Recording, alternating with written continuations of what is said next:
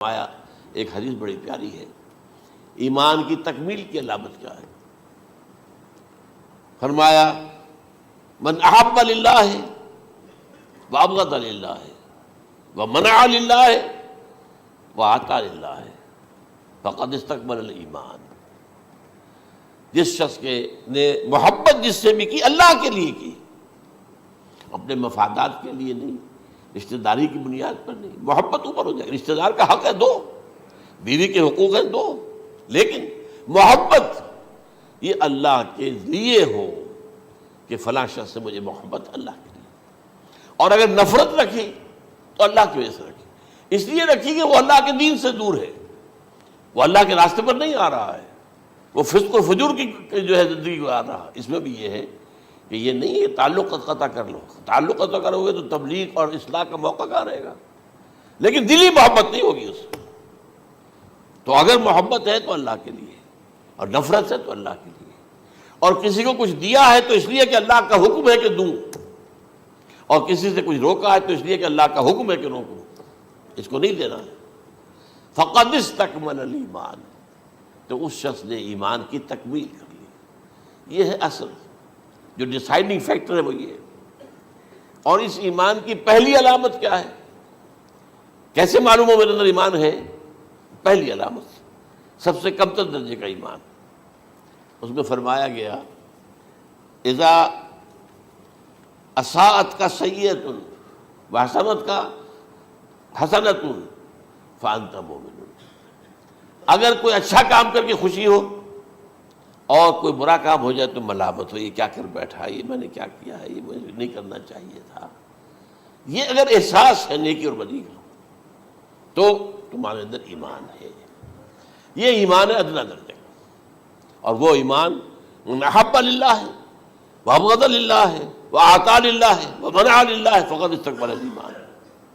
اچھا، یہ جو متفق علیہ حدیث ہے جو حضرت جبرائیل کی ہے، اس میں پھر انہوں نے کہا کہ اچھا اگر آپ مجھے یہ کب ہوگی قیامت نہیں بتا سکتے تو اس کی کچھ علامتیں بتائیے۔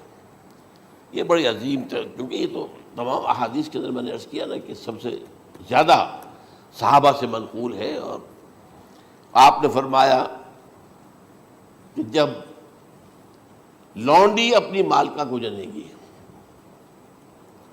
اور تم دیکھو گے کہ ننگے بدن ننگے پیر بھوکے ننگے بھیڑوں اور بکریوں کو چرانے والے اونچی سے اونچی عمارتیں بنانے میں ایک دوسرے کا مقابلہ کریں گے۔ اذا تلد الامۃ ربتها، کیا بات ہے، یہ خاص الفاظ کیوں کہے گئے؟ اولاد والدین کے سامنے دب کر رہتی تھی، کبھی سینہ تان کر بات نہیں کرتے تھے۔ ٹھیک ہے، کوئی بات آپ مان نہیں سکتے، ابا جان یہ بات تو میں نہیں کر سکتا، یا فرض کیجئے کہ وہ آپ کو کسی نیکی سے روک رہے ہیں، کہ دینی کام سے روک رہے ہیں، ابا جان یہ تو میں نہیں کروں گا، یہ تو دین کا فرض ہے، یہ کہیں آپ، اور ڈٹ کر کہیں اور جمیں اس پر، لیکن یہ کہ کوئی سرکشی کا انداز نہ ہو، ایسا نہ ہو کہ اپنے جناب سینے کو تان کر کے کھڑے ہو جائے، میں نہیں کروں گا، یہ نہیں، یہ غلط ہو جائے۔ اچھا، اولاد میں بیٹی جو ہوتی تھی وہ زیادہ سبارڈینیٹ، سبمسیو، بات ماننے والی، کہیں بھی سر اونچا نہ کرنے والی، اور آخری دور میں کیا ہوگا، بیٹیوں سے مائیں ڈریں گی، انہیں ٹوک نہیں سکتی کسی بات پر، پتہ نہیں کیا بک دے گے، کیا بکواس کر دے گے۔ یہ تو ہمارے ہاں ہو گیا ہے، باہر کیا ہے وہ تو آپ یہ بھی نہیں پوچھ سکتے۔ آپ کی 13 برس کی لڑکی آئی ہے رات کو 1 بجے، نہیں پوچھ سکتے کہاں رہی ہو، یہ رات کہاں گزاری، پوچھ ہی نہیں سکتے۔ یہ پوچھنا بھی جرم ہے۔ اپنے چھوٹے بچے کو آپ نے ایک تھپڑ مار دیا، تہذیب ہے، سکھانا ہے، غلط کام کیا ہے، اس کی سرزنش ہو رہی ہے، فوراً وہ اگر ایک فون کر دے گا پولیس آئے گی، بچے کو لے جائے گی، اسے لا کر کہیں اور جو ہے ڈپازٹ کرے گی، اور آپ پر مقدمہ چلے گا، آپ کو اس کی سزا بھگتنی ہوگی۔ ظاہر بات ہے کہ پھر وہاں سرکشی کا کیا عالم ہوگا، پھر اولاد کہاں سر جھکائے گی، کس درجے میں جھکائے گی، اس کی تربیت عثمانی ہوئی نہیں۔ تو ان تلد الامۃ ربتها، گویا کہ بیٹی کے نزدیک ماں جو ہے وہ ایسی ہو جائے گی جیسے لونڈی، گویا کہ لونڈی نے ایک اپنی مالکہ کو جنم دیا ہے، بیٹی مالکہ بن جائے گی اور ماں جو ہے لونڈی بن جائے گی۔ اور دولت کی ریل پیل کا ابھرتا دکان، یہ جو بھوکے ننگے اور مفلس، کیا حال تھا 100 برس پہلے، انہیں کھانے کو کچھ نہیں ملتا تھا. یہ مشرقی ساحل پر تھے، یہ سوائے یہ کہ مچھلیاں پکڑ لی اللہ اللہ خیر اللہ وہ کھا لی، یا کہیں ان کو بیچ دیا، کوئی بنڈی لگ گئی، بنڈی لگ جاتی تھی وہاں، اور کیا تھا. اور مغربی ساحل پہ کیا ہوتا تھا، ساری ان کی معیشت حج کے گرد گھومتی تھی. حاجی آئے ہیں، خریداریاں کر رہے ہیں، اور آپ کو معلوم ہے پوری دنیا سے مال پہلے بھی پہنچتا تھا وہاں. آپ کو جو ہے ہر ملک کے ہر کونے کا پھل وہاں مل جائے گا آج بھی. اور وہاں پر یہ ہے کہ سب سے بڑی بدوؤں کے لیے سب سے بڑی بات کیا تھی، قربانی کا گوشت. اسے وہ سکھاتے تھے، سخت چمڑے کر کے کھاتے تھے. یہ ان کا حل تھا. آج جا کر دیکھیے نئے شہر بن رہے ہیں، امریکنز کو کانٹریکٹ دیے جا رہے ہیں، بالکل ماڈرن شہر بنا دو.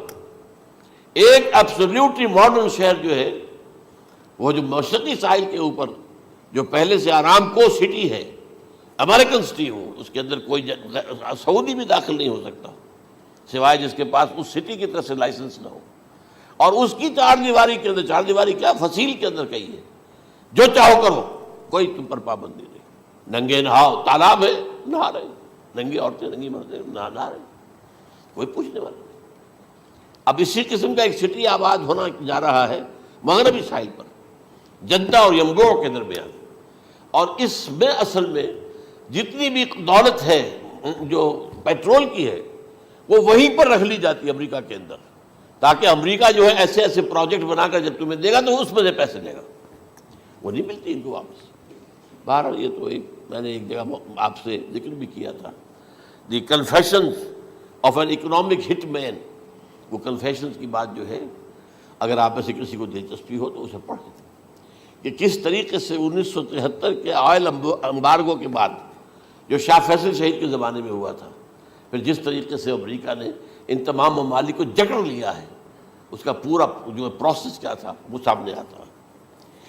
بہرحال اس کے بعد آتا ہے علامات کبریٰ کا ذکر، بڑی علامتیں جو کہ بالکل خرق عادت کے انداز میں ہوگی، جن کا معاملہ جو ہے وہ آپ کے ناپ تول میں نہیں آ سکتا، آپ کی کیمسٹری فزکس اس کا جو ہے وہ نہیں کر سکتی ادراک ہوگا یہ قیامت کی.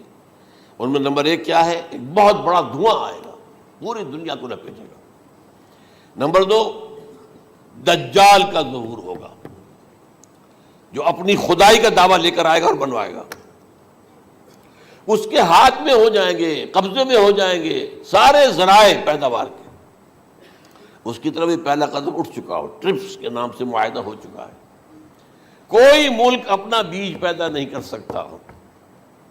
یہ بیج ہم نے ڈیولپ کیے ہیں. ان کے ڈیولپمنٹ سے پہلے تم ایک ایکڑ سے کتنی گندم لیتے تھے، آج کتنی لے رہے ہو؟ کس بنا پر؟ جینیٹکس کا جو کام ہم نے کیا ہے اس کی بنا پر ہو رہا. ہاں تو ہمارا حق ہے، اس کی رائلٹی ہمارے پاس آنی چاہیے. لہذا صرف ان اداروں سے، ملٹی نیشنل سے خریدا جائے گا بیج، اور بیج بھی وہ دیں گے وہ کہ جس سے جو فصل اگے گی وہ بیج نہیں لا سکتی، وہ بیج کا کام نہیں کر سکتی. جیسے آپ کو معلوم ہے کہ آپ کے ہاں جو گوشت کھایا جاتا ہے مرغے کا، تو مرغا وہ جو ہے اس میں مرغا ہو یا مرغی ہو، اس کے اندر کوئی وہ کیفیت ہی نہیں ہے. ان کے انڈے جو ہے ان سے آپ بچے حاصل نہیں کر سکتے. ہے تو انڈا، دیکھنے کو تو انڈا ہے، لیکن وہ بنڈا جو ہے اس سے بچہ تو نہیں حاصل کر سکتے. ایسے ہی وہ گندم کا بیج دیں گے، نظر آئے گی گندم، لیکن اس کے اندر وہ صلاحیت نہیں ہے کہ اس سے جو فصل ہوئے گی اس کا نتیجہ جو ہے وہ بھی آپ لے سکیں. یہ ہونا ہے، اللہ جانے، قدم اٹھ رہے ہیں ادھر. پھر یہ ہے کہ دابۃ الارض، زمین سے ایک حیوان نمودار ہوگا، زمین شق ہوگی. ابھی میں کہہ رہا ہوں خرق عادت ہے، یہ چیزیں وہ نہیں ہیں جو ہماری کسی حساب کتاب میں جو باتیں پہلے آئی ہیں وہ تو حساب کتاب میں آ رہی ہیں، ساری سمجھ میں آ رہی ہیں، ساری چیزیں مشاہدہ ان کا ہو رہا ہے. لیکن یہ ہے کہ دابۃ الارض، یہ کہتے ہیں کہ کوہ صفا، اس میں تو نہیں ہے حدیث میں، کوہ صفا پھٹے گا اور اس میں سے ایک حیوان دابہ وہ ظاہر ہوگا. تو اسی لیے فرمایا ہے وَإِذَا وَقَعَ الْقَوْلُ عَلَيْهِمْ أَخْرَجْنَا لَهُمْ دَابَّةً مِّنَ الْأَرْضِ تُكَلِّمُهُمْ. تو ہم اندر سے پیٹ کے چیر کر زمین کے پیٹ کو ایک حیوان کو برآمد کریں گے جو انسانوں سے بات کرے گا، گفتگو کرے گا. نمبر 4 طلوع الشمس من المغرب، یہ بھی خرق عادت. سورج تو طلوع ہوتا ہے مشرق سے، غروب ہوتا ہے مغرب میں، لیکن اس وقت معاملہ الٹا ہو جائے، یعنی جو کائنات کے اندر جو گڑبڑ ہوگی کچھ سمجھ میں بات آتی ہے کہ یہ معاملہ جو ہے یہ تو اس پورے سولر سسٹم کو اگر بدل دیتے ہیں تو مشرق مغرب ہو جانا، مغرب مشرق ہو جانا، یہ بالکل سمجھ میں آنے والی بات ہے۔ اس کے بعد ہے عیسیٰ ابن مریم کا نزول، جس کے بارے میں آج میں نے گفتگو کی ہے تفصیل سے۔ یہ نزول ہونا ہے، یہ علامات قیامت میں سے حضور نے بیان فرمایا ہے، اور قرآن مجید کی جو اصطلاحات ہیں اس کے حوالے سے میں نص قطعی جو ہے وہ میں آپ کے سامنے رکھ چکا ہوں۔ پھر یاجوج ماجوج کا ایک معاملہ ہے، یہ میں ابھی اس وقت زیادہ اس پر بات نہیں کر سکتا۔ حضرت عیسیٰ علیہ السلام کے نزول کے بعد دو کام ہوں گے، یہودیوں کا قلع قمع ختم، تمام یہود، ایک کام تو یہ ہونا ہے، اور نمبر دو عیسائیت کا ختم ہو جانا۔